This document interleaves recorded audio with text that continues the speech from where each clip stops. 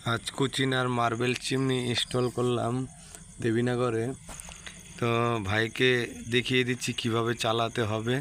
तो भाई के भालो करे बुझाई दिते होबे। এটা হলো মোশন সেন্সর, এটা অন এটা অফ।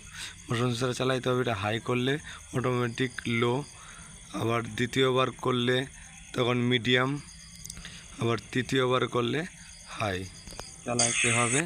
আর হাই চালানোর পরে যখন তেলের রান্না হবে তখন সব চিমনি কিন্তু হাই চালাইতে হবে। হাই চালাইলে কি হয়, যে তেলটা আছে তেলটা কিন্তু অন্য দিকে উঠবে না। আর যদি লাইট দরকার পড়ে তলে দিবে, নাহলে টাচ করলে কিন্তু লাইটটা অটোমেটিক অফ হয়ে যাবে। দিনের বেলা টাচ করলাম অটোমেটিক। মোশন সেন্সারে যদি অফ করতে যাও অটোমেটিক ডান দিক থেকে হাই করলে কিন্তু মেশিনটা অটোমেটিক বন্ধ হয়ে যাবে। যদি একবার করো এরপর দ্বিতীয়বার যদি না করো তাহলে কিন্তু 3 মিনিট পর বন্ধ হয়ে যাবে। সঙ্গে সঙ্গে দ্বিতীয়বার করলে অটোমেটিক টাচ করে কীভাবে চালাতে হবে মেশিন সেটাও কিন্তু দেখিয়ে দিচ্ছি ভাইকে। তো টাচ করলে এটা হলো অন, এটাকে অন করলে অটোমেটিক 3টা মোটরের সিগন্যাল দিয়ে দিবে, হাই মিডিয়াম লো।